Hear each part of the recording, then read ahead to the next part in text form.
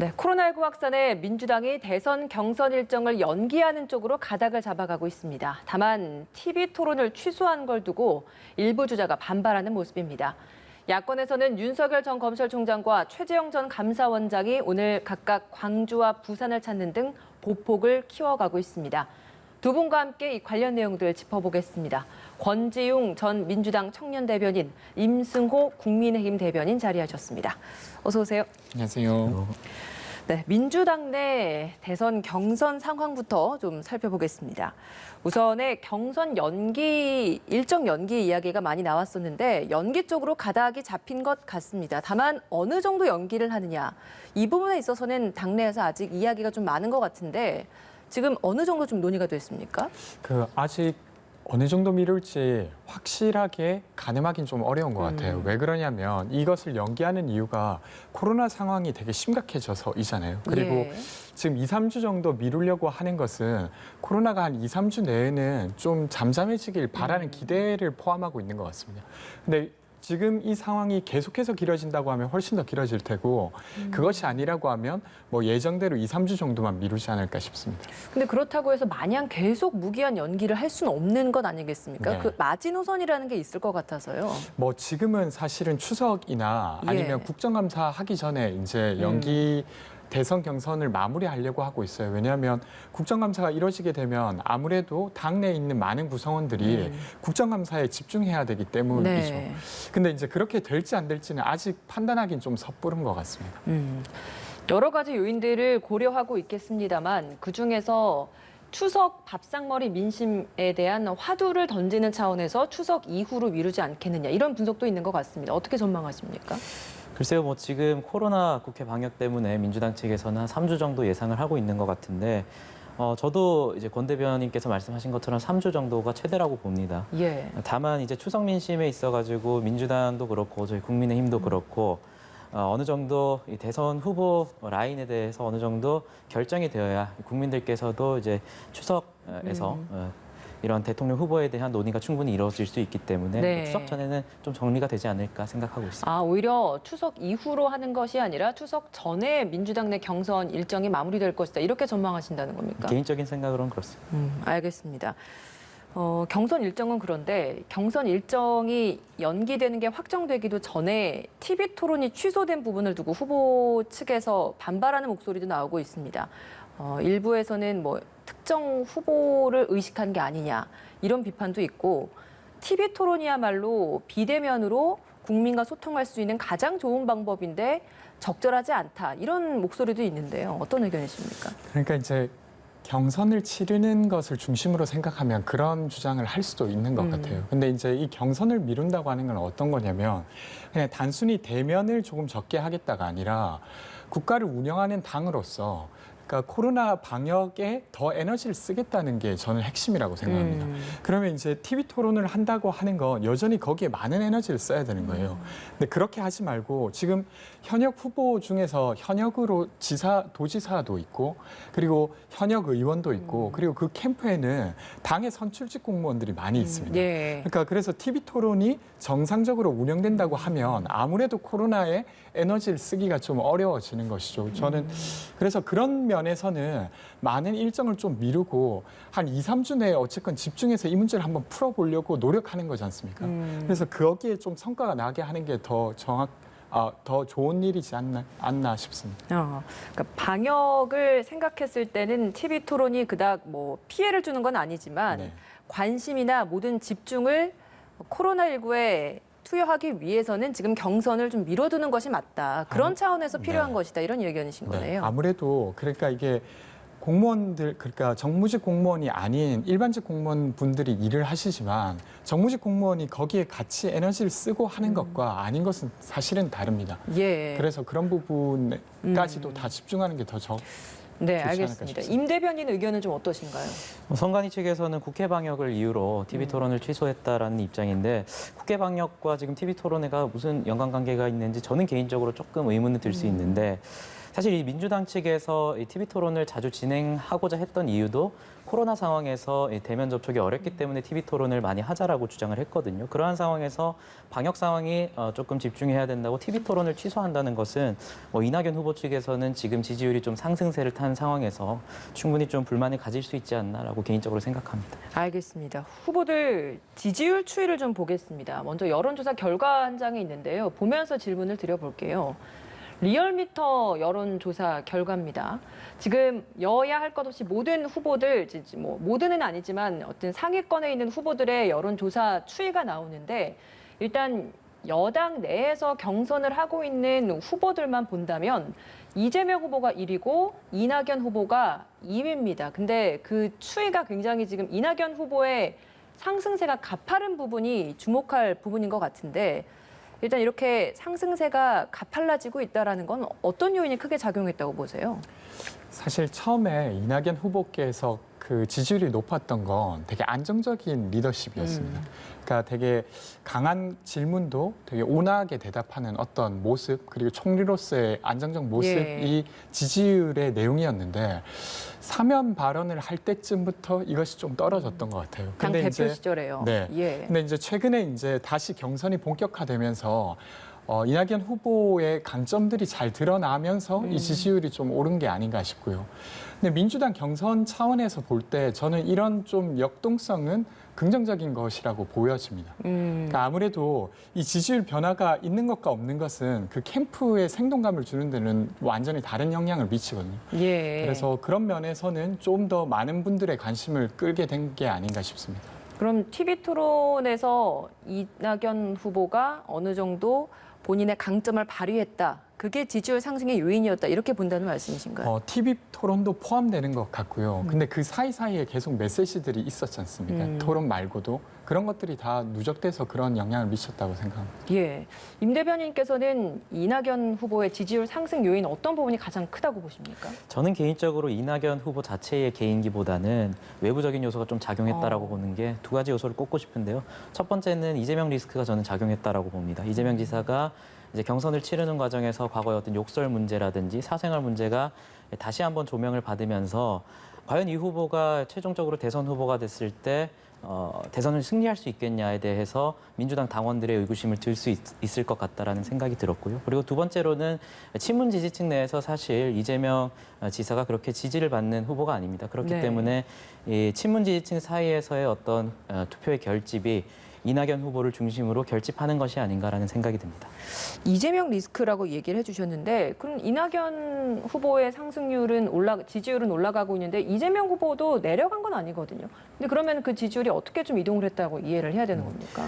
그러니까 민주당 내에서는 이제 이재명 후보에 대한 어떤 지지층이 이낙연 후보로 옮겨가고 있는 상황이고 지금 아까 보여주신 여론조사에 그런 것 따르면은 이제 국민의힘의 경선 버스가 아직 출발하지 않았기 때문에 예. 국민의힘이 아직까지 대선 주자들의 라인업이 아직까지 확정이 되지 않았기 때문에 지금 상대적으로 경선 버스가 먼저 출발한 민주당 후보들의 지지율이 잠시 동시에 올라가는 것 정도로 이해하시면 될 것 같습니다. 알겠습니다. 후보들 간의 견제 수위도 점점 가팔라지고 있습니다. 보면 1위인 이재명 후보가 상승세 타고 있는 2위 이낙연 후보에 대한 견제를 특히 좀 많이 하고 있는 것 같아요. 지지율이 상승하고 있는 그 부분에 있어서 과거 4년 전에 본인 지지율 상승했던 그때를 또 회상하면서 이야기도 하지 않았습니까? 이 발언은 어떻게 들으셨어요? 그러니까 아무래도 그 4년 전 이야기가 생각나시는 것 같아요. 근데 이제 그때 그렇게 가파르게 오를 때가 있었지만 그 다음부터는 다시 되게 가파르게 떨어졌거든요. 예. 그래서 그런 이야기를 하면서 좀 이낙연 후보를 견제한 것인데 저는 꼭 그렇게 할 필요는 있었을까 이런 생각을 왜 그런 들어요. 얘기를 하시는 건가요? 그러니까 이제 그때 생각이 나서 그냥 개인 이야기를 얹어서 하셨던 것 같은데 네. 그렇게 이야기하기보다는 사실 이낙연 후보가 가진 강점이 있다. 그리고 그것을 좀 좋게 봐주셨던 거 아닌가. 근데 그럼에도 불구하고 이재명 지사의 강점이 이렇게 있다. 이렇게 말씀해 주셨으면 더 좋았겠다. 이런 생각은 좀 듭니다. 사실 이재명 후보의 가장 큰 강점이 사이다다 뭐 이랬는데 경선 과정에서 그게 없다 보니까 김 빠진 사이다냐 이런 이야기가 나왔습니다. 그래서 좀 이런 돌직구적인 표현이 나온 건 아닐까 이런 분석도 있던데 이 표현 어떻게 보셨어요? 그러니까 뭐 소위 김 빠진 사이다가 됐다라는 평가가 많은데 저는 개인적으로 김이 더 빠지셔야 된다라고 얘기를 했었거든요. 그러니까 이재명 지사의 그런 속 시원한 발언들이 일부 지지층에 한해서는 굉장히 속 시원하고 뭔가 답답함을 긁어주는 그런 측면이 있을 겁니다. 하지만 우리 정치의 전반적인 것을 봤을 때 과연 그런 문화가 어떤 사이다 문화가 정착이 되는 것이 과연 옳은 것인가에 대한 고민을 우리는 한번 해봐야 된다라고 생각을 해요. 그래서 지금 뭐 사이다 이재명으로 다시 돌아가겠다라는 선언을 하셨는데 저는 그럴수록 민주당 경선 내에서 서로 이렇게 상처를 주는 그런 행위가 좀 더 증가하지 않을까 우려가 됩니다. 알겠습니다. 민주당 내에서 적통 경쟁도 달아오르고 있지 않습니까? 이 적통 관련된 이야기도 질문을 드릴 수밖에 없습니다. 임기 말임에도 불구하고 문재인 대통령 지지율이 40% 후반대를 계속 유지하고 있다 보니까 그 문재인 정부와의 관련성, 적통성 이 부분이 주요 화두가 되는 것 같습니다. 후보들 간에 이런 내가 진짜 적통 후보다라고 주장하고 있는 이 부분에 대해서는 어떻게 좀 평가를 하시는지 궁금합니다. 이게 지금은 대선을 치른다기보다 경선을 치르는 중이기 때문에 그것이 실질적으로 후보나 캠프에게 되게 중요한 요소긴 합니다.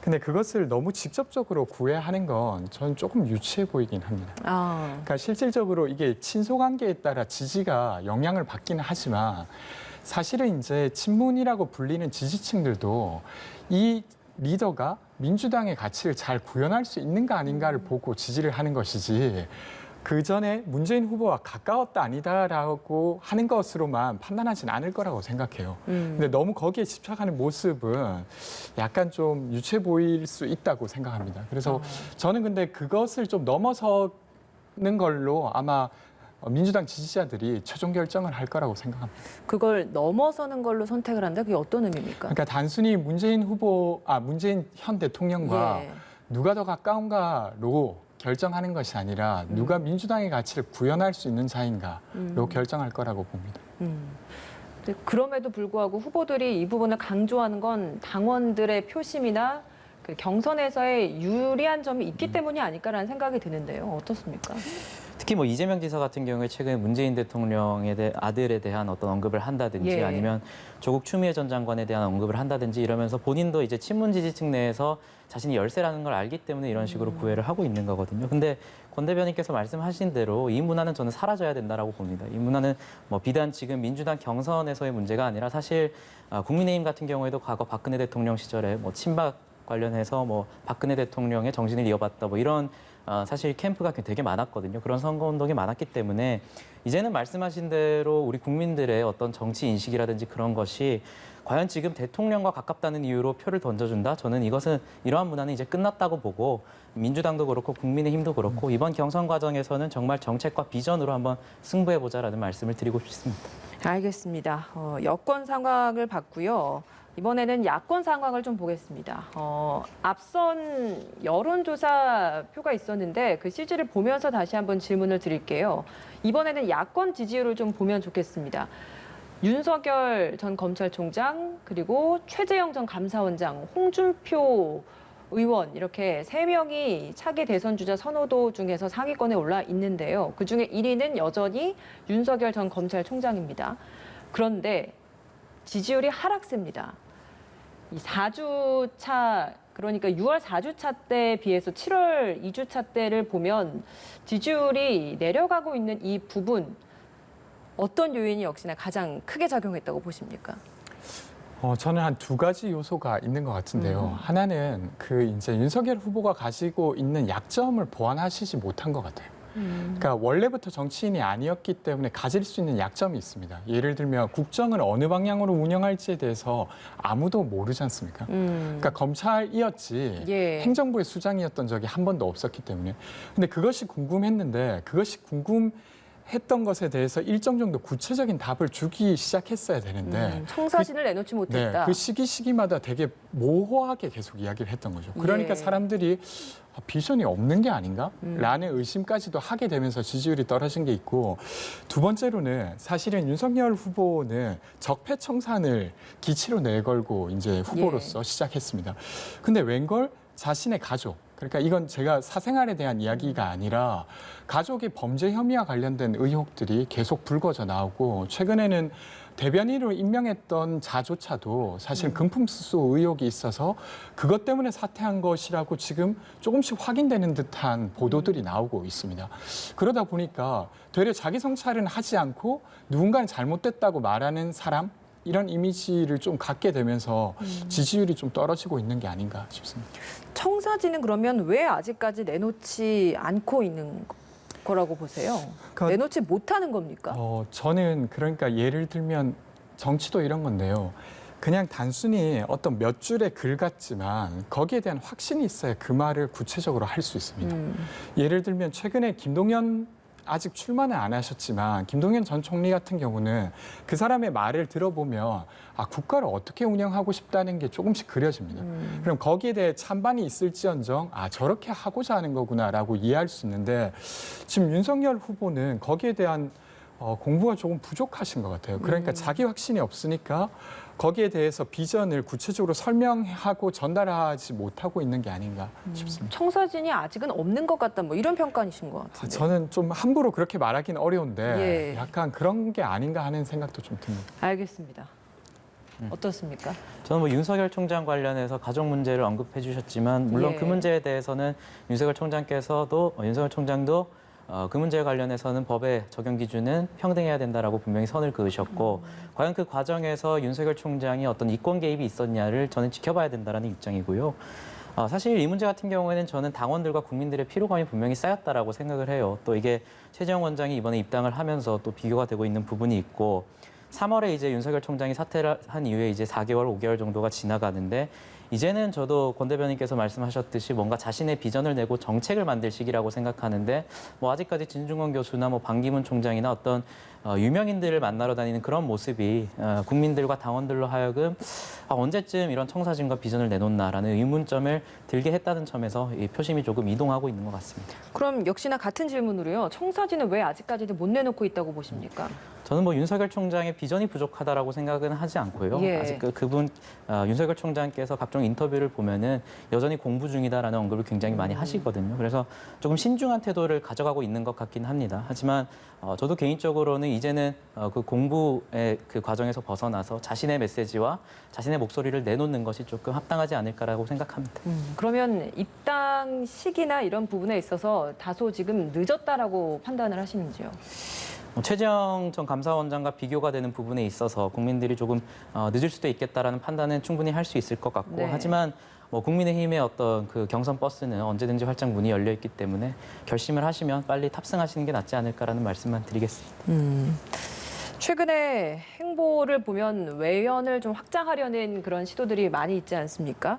오늘도 광주를 찾았는데 그 보면 앞으로 지지율 하락세 속에서 이런 외연 확장 행보들이 과연 반등할 수 있는 계기를 마련할 수 있을지 이 부분 어떻게 전망하십니까? 그 외연 확장이라는 게 결국에는 중도층의 표심을 움직여야 되는 건데 저는 이 3월 말에 윤석열 총장이 사퇴한 이후에 중도층의 확장은 이미 끝났다라고 봅니다. 오히려 지금 국민의힘 같은 경우에 뭐 토론 배틀이나 각종 정책적인 비전을 던지면서 실제로 국민의힘 당원 증가수를 보면 호남에서나 청년층에서 굉장히 증가를 하고 있거든요. 그래서 윤 총장이 말하는 어떤 중도층의 확장이라는 것을 오히려 지금 저희 당이 가져가고 있기 때문에 윤석열 총장의 외연 확장은 이제는 좀 어렵고 하루빨리 국민의힘과 함께 해서 외연 확장의 시너지 효과를 내는 것이 좋지 않을까라는 생각이 듭니다. 네, 오늘 방명록에 5.18 정신을 이어받아서 통합과 번영을 이루겠다 이런 글귀를 남겼다고 합니다. 광주 방문, 윤석열 전 검찰총장, 검찰 출신이었기 때문에 광주 방문이라는 게 더 큰 의미가 있고 거기에서 나오는 메시지에 더 많은 의미가 부여가 됐었는데 이런 표현들이 담겼습니다. 어떻게 평가하시겠습니까? 임승호 대변인께서 말씀하신 대로 지금 이 부분이 윤석열 후보의 약점이 아니거든요. 그러니까 예를 들면 어떤 지역에 대한 입장이 약해서 지지율이 안 오르는 것이 아니기 때문에 이 부분을 이렇게 한다고 해서 지지율이 반등되거나 아니면 좀 의구심이 있었던 것이 해소되거나 이러지 않을 것 같습니다. 그래서 문제를 잘못 짚고 있으니까 이렇게 행보하시는 게 아닌가 이런 생각이 조금 듭니다. 그러면 윤 전 총장은 언제쯤 국민의힘에 입당할 거라고 예상하세요? 그것은 저는 그냥 그런 정도 생각은 했는데요. 어쨌든 이길 수 있을 때 입당할 거다 이런 정도 생각은 했습니다. 들어가서 질 것 같으면 들어가지 않을 가능성이 높잖아요. 근데 그 타이밍이 점점 더 멀어지는 듯한 느낌은 좀 듭니다. 사실은 저는 윤 전 총장께서 사실은 정책적 보완을 받으려고 하면 국민의힘에 들어가는 게 훨씬 더 좋았다고 봤는데 지금은 들어가도 이길 수 있겠다 이런 감이 더 떨어지실 것 같아요. 그런 기대를 하기가. 그러면 더 좀 주저하시게 되고 그렇게 하다 보면 스텝이 더 꼬이지 않을까 이런 생각이 듭니다. 김종인 전 비대위원장의 발언을 빌리자면 지금 이대로의 지지율을 좀 유지한다면 11월에 같이 단일화하는 방안도 나쁘지 않다 이런 이야기를 하지 않았습니까? 어찌 보면 윤 전 총장도 그 부분까지 고려하고 있지 않을까 이런 생각도 들거든요. 뭐 다양한 어떤 자신의 전략적 위치를 생각하고 계실 것 같은데 김종인 위원장의 뭐 의견도 존중은 합니다만 뭐 그분도 국민의힘에서 어떤 중요한 당직을 맡고 있는 분은 아니기 때문에 네. 뭐 개인의 의견 정도에 지나지 않는 것이기 때문에 사실 대선이라는 것이 굉장히 역동적으로 변하는 겁니다. 그렇기 때문에 뭐 지금 권 대변인께서 말씀하신 것처럼 조금 시기가 늦었다라고 보일 수는 있겠으나 국민의힘 입당 이후에 자신의 어떤 모습을 보이냐에 따라서 지지율은 요동칠 수 있는 것이기 때문에 저는 신중히 지켜봐야 된다라는 말씀만 드리겠습니다. 최지원 전 감사원장은 전격 입당하지 않았습니까? 오늘 첫 정치 외부 행보로 부산에서 봉사활동을 택했습니다. 이 부분도 어떤 많은 의미가 있겠습니까? 어떻게 평가를 할 수 있겠습니까? 저는 봉사활동이라는 것이 최재형 원장이 대선을 염두에 두고 전략적으로 선택한 것이라고 생각하지는 않고요. 예. 최재형 원장 같은 경우는 실제로도 본인이 과거에도 굉장히 봉사활동이나 뭐 입양 문제라든지 이런 부분에서 굉장히 신경 쓰는 모습을 보여줬기 때문에 그런 것의 연장선으로 봐야 되고 다만 최재형 원장도 이제 국민의힘에 입당을 했으니 예. 조만간 자신의 청사진이나 비전이나 정책에 대한 목소리를 충분히 낼 것으로 예상되고 있습니다. 최지원 전 감사원장은 입당을 했고 윤석열 전 검찰총장은 아직 입당을 하지 않은 그런 상황입니다. 일각에서는 윤 전 총장의 지지율도 하락하고 있는 추세이고 최 전 원장은 오히려 입당을 해서 오히려 좀 많은 관심을 받고 있기 때문에 이제 국민의힘 내에서는 윤 전 총장의 입당을 그닥 기다리지 않는다 이런 이야기도 있더라고요. 어떻습니까? 뭐 전혀 그것은 사실이 아니고요. 윤석열 총장의 지지율이 하락세지만 여전히 유력한 대권 후보 중에 한 명이기 때문에 저는 정권 교체의 미랄이 될 수 있는 분들은 뭐 지지율과 상관없이 당연히 환영하는 입장이고 뭐 하락세와 상관없이 저희는 언제나 환영이다라는 입장만 말씀드리겠습니다. 알겠습니다. 윤석열 전 총장, 최재형 전 감사원장 두 분 모두 이제 재헌절 앞두고 개헌 이야기, 헌법 수호 이야기를 했습니다만 개헌과 관련해서는 부정적인 입장인 것 같습니다. 개헌과 관련해서 오늘 어떤 입장이신지 궁금하네요. 저는 그러니까 사실 개헌에 대해서는 여러 입장이 있을 수 있지 않습니까? 근데 그것을 반대한다는 이유가 무엇인지 잘 확인하기는 좀 어려웠습니다. 그냥 윤석열 후보는 거기에 대한 이유를 전 좀 확인하기는 어려웠고 그리고 최재형 원장은 이제까지 운영이 제대로 안 돼서 문제지 운영되면 이것을 잘 쓰면 된다 이렇게 이야기했는데 88년도에 개헌이 되고 34년째 이게 잘 운영되지 않았다고 하면 일정 정도 개헌을 할 필요가 있다는 생각은 저는 듭니다. 그리고 예를 들면 피선거권 연령 제한이라든지 대통령의 혹은 아니면 결선 투표제를 도입한다든지 이런 부분은 좀 충분히 개헌의 필요성이 되게 넓게 확인되고 있는데 이런 것들은 논의가 좀 필요하지 않나 이런 생각이 듭니다. 예. 마지막으로 한 말씀 해주시죠. 개헌 같은 문제는 굉장히 신중하게 접근해야 되기 때문에 이것이 민주당 내에서만 논의가 될지 여야 간의 합의가 있는 상황이 아니거든요. 그렇기 때문에 신중하게 접근해야 된다라는 말씀을 드리고 특히 최재형 원장께서 말씀하셨듯이 대통령제 자체의 문제라기보다는 현재 운영되고 있는 대통령제를 제왕적으로 운영하려는 기존의 정치권의 관행이 잘못됐다라는 입장이기 때문에 저는 이런 것은 입법의 보완을 통해서 충분히 해결할 수 있고 다만 헌법을 개정하는 부분에 있어서는 여야 모두 신중하게 접근해야 된다라고 생각합니다. 알겠습니다. 오늘 두 분 말씀 여기까지 듣겠습니다. 권지용 전 민주당 청년 대변인, 임승호 국민의힘 대변인이었습니다. 고맙습니다. 고맙습니다. 감사합니다.